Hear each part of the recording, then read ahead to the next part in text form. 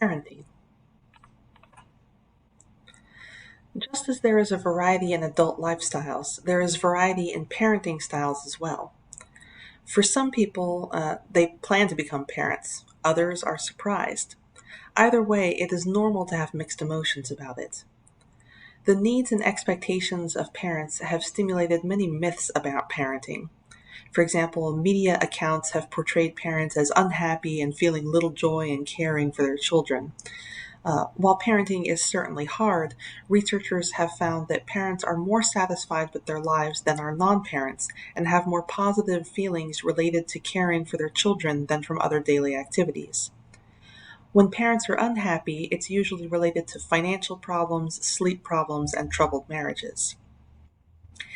Is there a best time to have a child? There are advantages to having children earlier and later. Among younger parents, so say in their 20s, they are more likely to have more energy, and the mother is likely to have fewer health problems with pregnancy and childbirth. There are also advantages to having children later in life, in the 30s. The parents have had more time to consider family and career goals. The parents are more mature and able to benefit from their experience to engage in more competent parenting. And the parents are better established in their careers and have more income for child rearing expenses. No matter your age, though, the transition to parenthood is a major life change and requires adapting. You have a lot of logistical questions to work out, such as childcare and housework, and simply becoming acquainted with your child and developing parenting skills. It often feels like as soon as you start to get something figured out, your child moves on to the next developmental stage. So you're constantly adapting and learning. A key aspect of being a competent parent involves effectively managing children's lives and understanding adolescents' information management. When children are little, parents provide opportunities, they monitor, and they act as social arrangers for the children. This could be arranging for childcare, choosing a preschool, or setting up play dates. They teach children to be independent and make competent decisions, such as directing them to match their clothes, wash their hands, and put away their toys. In adolescence, monitoring involves supervising their choice of social settings, activities, friends, and academic efforts. When parents are engaged and aware of their adolescents' activities, adolescents have adolescents have better dietary habits, get more physical exercise, get less screen time, and have less sexual intercourse and get more sleep. We wish we could say that there was one particular thing you could do to make your kids healthy and well adjusted, but there's no one book you can read or one DVD you can play as a quick fix. Good parenting takes time and effort. What we do know is that certain styles of parenting yield better results than others. Diana Baumrind identified four main parenting styles: authoritarian, authoritative, neglectful, and indulgent or permissive. Each of the four styles is a function of how responsive the parent is and how demanding or controlling the parent is. The authoritarian style is a restrictive, punitive style in which parents place firm limits and controls on the child, but they aren't responsive to the child's emotional needs. It's a do this or else, my way or the highway type of style. If the child makes a mistake, they might get yelled at and spanked without any discussion or chance to explain. Children raised with this style are often unhappy, fearful, and anxious. It's an overly harsh, angry style and also tends to be more commonly associated with abuse. With the authoritative style, parents encourage children to be independent, but they still place limits and controls on their actions. For example, if a child accidentally breaks a window, an authoritative parent might sit down with the child and come up with a plan together of how the child can earn money to help pay for the window repair, as well as new rules to help prevent it from happening again in the future. Verbal give and take is allowed, and parents are warm and nurturing towards the child. Children raised with this style are more self-controlled, cooperative, and cope well as a result, because they have learned to associate responsible behavior with desirable consequences, and they learn to face challenges and mistakes instead of fear them. Neglectful parents are very uninvolved in the child's life. Children can feel that other aspects of the parent's life are more important than they are. They are basically left to fend for themselves most of the time. Permissive or indulgent parents are highly involved with their children, and they place few demands or controls on them. Children are allowed to do what they want, they always get their own way, and they don't know how to control their own behavior.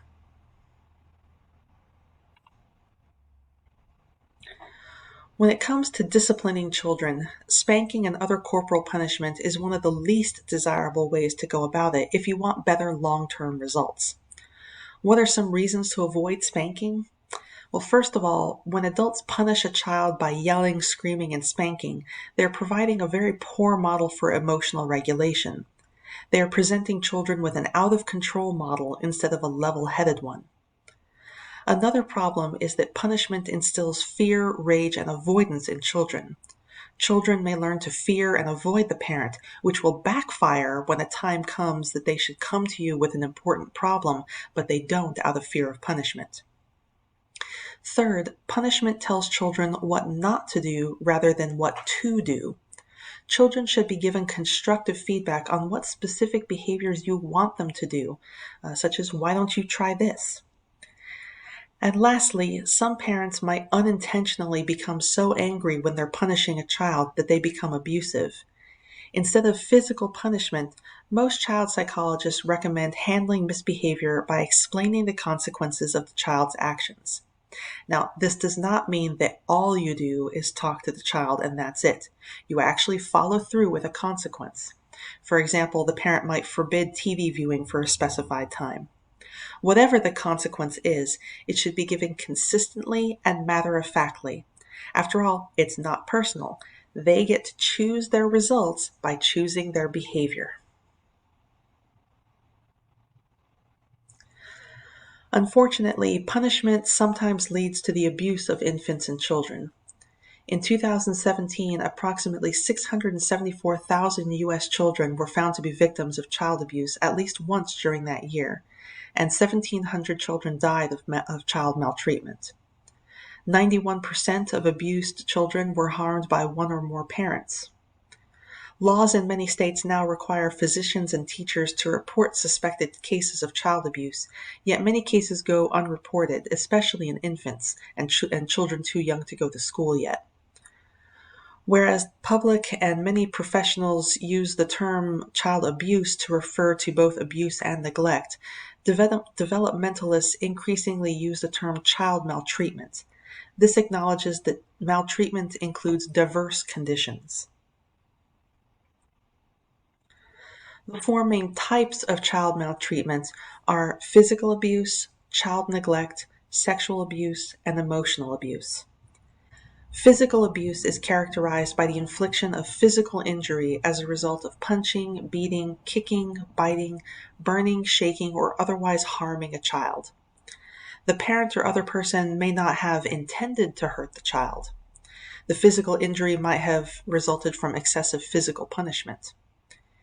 In 2017, 18.3% of maltreated children were physically abused. Child neglect is the failure to provide for the child's basic needs.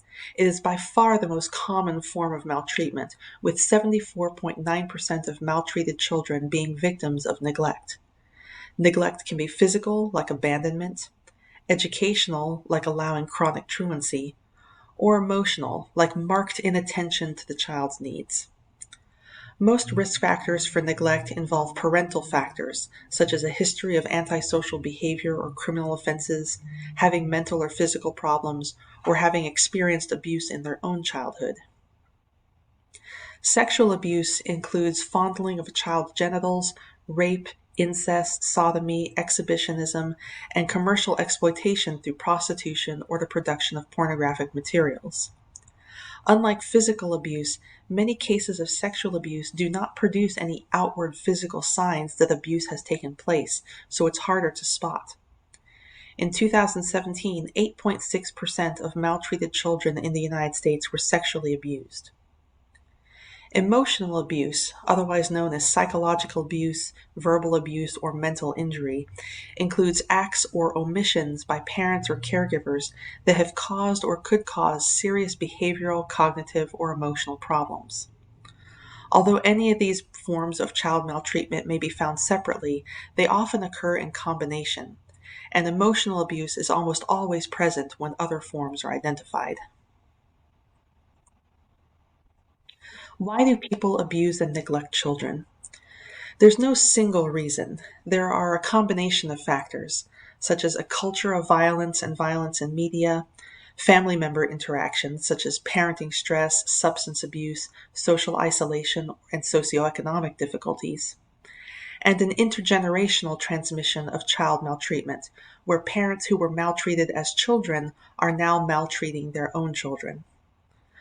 Of course, the developmental consequences of such behavior can be devastating, including poor emotional regulation, attachment problems, problems with peer relations, difficulty adapting to school, and psychological problems such as depression, delinquency, and substance abuse in childhood and adolescence.